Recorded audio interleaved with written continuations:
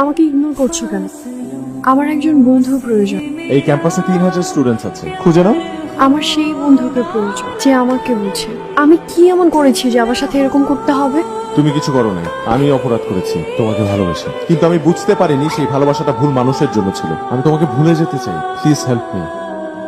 কেমন আছো? তুমি না জেনেও বুঝতে পারো। ভালো নেই কেন? ভালো আমি কখনোই ছিলাম না। তোমরা বিয়ে করোনি? আবার বিয়ে বাকি জীবনটাও নষ্ট করে ফেলার জন্য।